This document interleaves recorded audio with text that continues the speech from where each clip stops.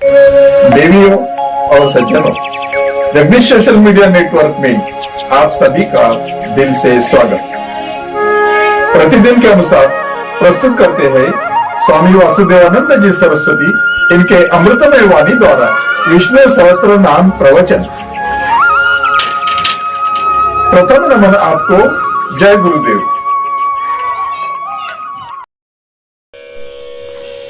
श्री विष्णु सहस्त्रनाम ज्ञान यज्ञ प्रवचन क्रमांक 396, श्लोक क्रमांक 54 और नाम क्रमांक 380। ओम त्र्यंबकं यजामहे सुगंधिं पुष्टिवर्धनम् उर्वारुकमिव बन्धनान् मृत्युर्मुक्षीयमामृतात् समस्तजनकल्याणे निरतं करुणामयं नमामि चिन्मयं देवं सद्गुरुं ब्रह्मविद्वरम् शान्ताकारं भुजगशयनं पद्मनाभं सुरेशं विश्वाधारं गगनसदृशं मेघवर्णं शुभांगं लक्ष्मीकान्तं कमलनयनं योगिभिर्ध्यानगम्यं वन्दे विष्णुं भवभयहरं सर्वलोकैकनाथम्।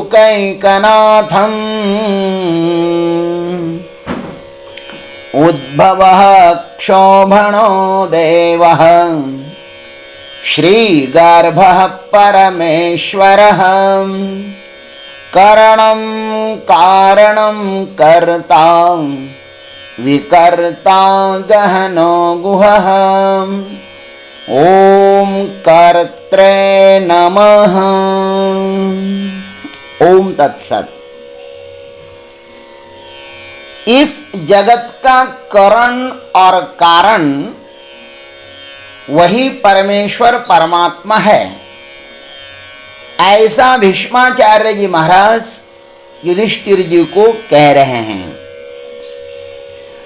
यह कहने के अनंतर अब वही इस जगत का कर्ता भी है, यह कहते हैं। भगवान को यहाँ पर कर्ता कहा गया है। कर्ता का अर्थ होता है सबके रचयिता। भगवान सबकी रचना करते हैं। भाष्यकार ने दो ही शब्द कहे, कर्ता स्वतंत्र। स्वतंत्र होने से परमात्मा करता है। भाष्यकार यहां पर कर्ता इस शब्द का अर्थ एक ही शब्द से करते हैं, स्वतंत्र। और स्वतंत्र का अर्थ है जो कभी परतंत्र होता ही नहीं है। जो कभी परतंत्र होता नहीं है उसी का नाम है स्वतंत्र। इस संसार में प्रत्येक वस्तु परतंत्र है, अर्थात समूचा संसार ही परतंत्र है। अज्ञानवश प्रत्येक मनुष्य को लगता है कि मैं सर्वतंत्र स्वतंत्र हूं, अतः वह जाने अनजाने स्वैराचार में डूब जाता है। अज्ञानियों की स्वतंत्रता वैसी ही है जैसे कोई बालक जेल में पैदा हुआ हो और वह बालक कहता हो कि मैं सर्वतंत्र स्वतंत्र हूं। अरे भाई, सर्वज्ञ ही स्वतंत्र हो सकता है, अज्ञानी कभी भी स्वतंत्र नहीं होता। सर्वज्ञ मात्र स्वतंत्र हो सकता है, क्योंकि ज्ञान ही मुक्ति का द्वार है। स्वतंत्र वही है जो सब बंधनों से मुक्त है। जैसे दृष्टांत के लिए आपको बताऊं, जैसे मैं रोड पर गाड़ी चलाने के लिए स्वतंत्र हूं ना? बोले हाँ, आप स्वतंत्र हैं, क्योंकि मुझे गाड़ी भी चलाना आती है और मुझे सड़क पर चलने के नियम भी पता है।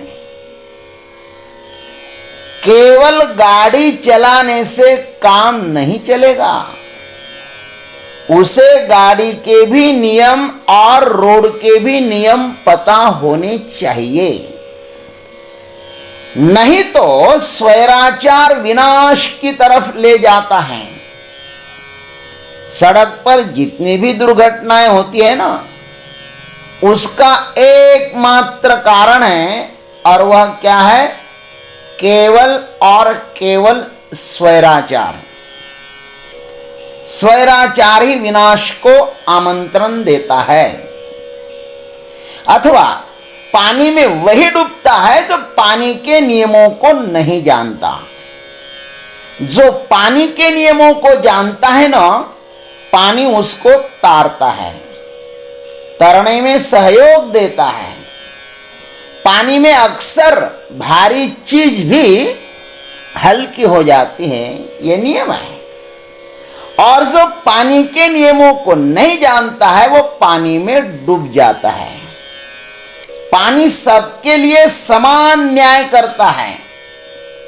तारने में और डुबाने में पानी का कोई भी कर्तृत्व नहीं है। जो जितना ही कर्तृत्व मुक्त हो जाता है, ध्यान रखना, जो जितना कर्तृत्व मुक्त हो जाता है ना, वो उतना ही पानी में हल्का हो जाता है। इसलिए तो भगवान इस संसार का अभिन्न निमित्तोपादान कारण होकर भी वे निश्चिंत होकर क्षीर सागर में शेषनाग की शैया पर बैठकर आनंद के साथ ध्यान में डूब जाते हैं। वे तो शेषशाही हैं, बड़े आनंद में ध्यान करते हैं। उन्हें संसार की कोई भी चिंता नहीं है। यह प्राकृतिक नियमों से अपने आप चल रहा है संसार।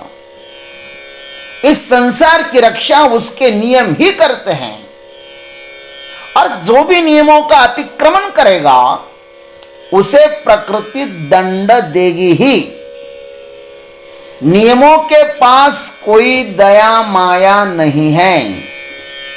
भगवान ने अर्जुन को निमित्त बनाकर हम सब के लिए स्पष्ट कहा है, यद अहंकारमाश्रित्य नयोत्स्य इति मन्यते मिथ्यैष व्यवसायस्ते प्रकृतिस्त्वाम नियोक्ष्यति। हे पार्थ, अहंकार का आश्रय लेकर मैं नहीं लड़ूंगा, ऐसा जो तुम मान रहे हो ना, तुम्हारा यही निश्चय मिथ्या है। क्योंकि तेरा प्राकृतिक स्वभाव तुझे बलात् युद्ध में लगा देगा।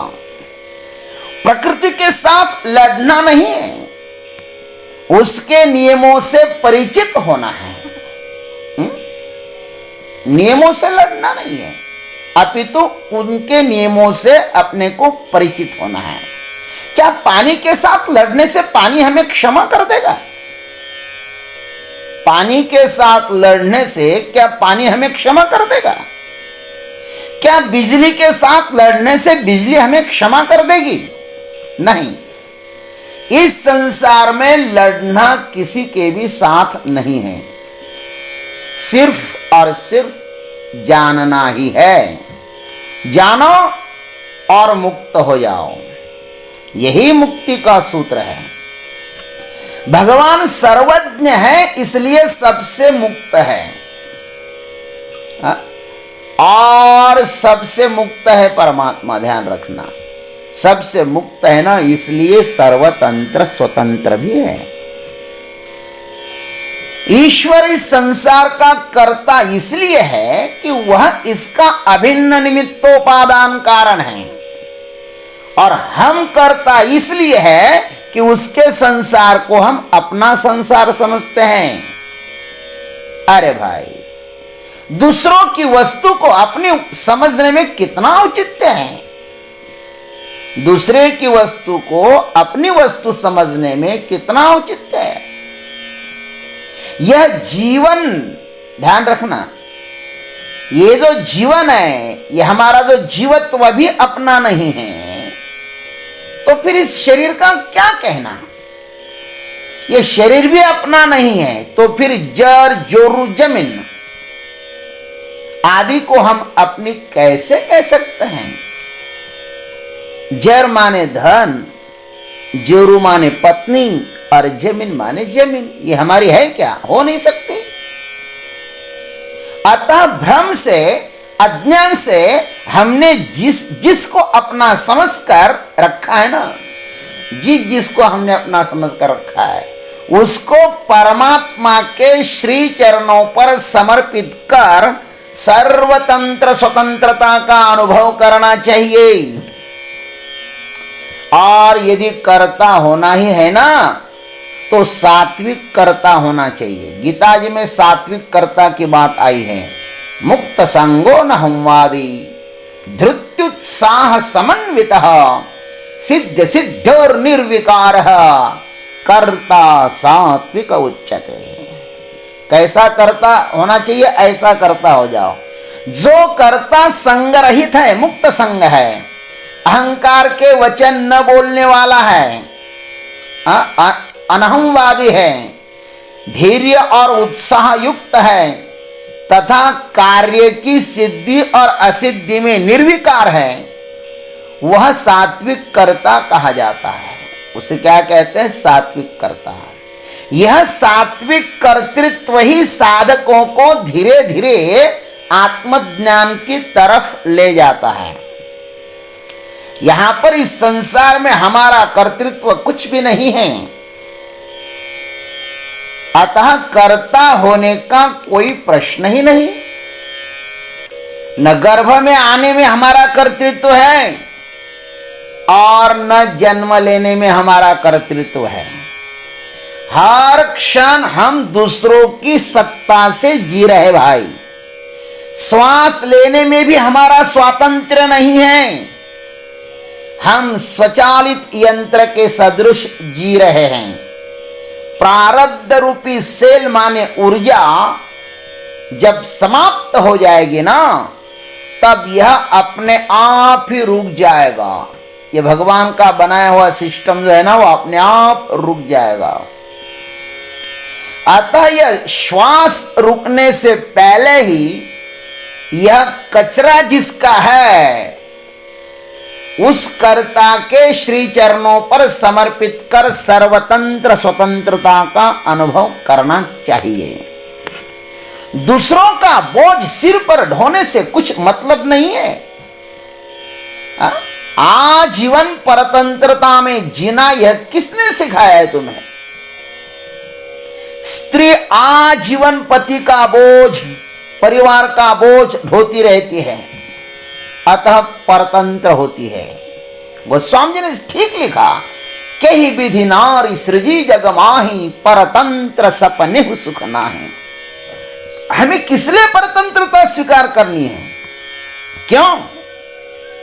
जिसने इस संसार को निर्माण किया है वही तो कर्तृत्व का बोझ नहीं उठाता भाई। फिर हम उसकी गंदगी को किस लिए उठाएं? इसलिए विवेक करो और उस कर्ता का कचरा उनको ही सौंप दो और आत्मस्वरूप की मस्ती में मस्त रहो। इसमें ही हमारा कल्याण है और ऐसा ही करो। ओम तत्सत। जय गुरुदेव, जय जगदीश्वर, जय जय महाकाल। अभी आप सुन रहे थे स्वामी वासुदेवानंद जी सरस्वती इनके अमृतमय वाणी द्वारा विष्णु सहस्त्र नाम ज्ञान यज्ञ प्रवचन का अगला भाग लेकर कल सुबह फिर उपस्थित होंगे। हरिओम।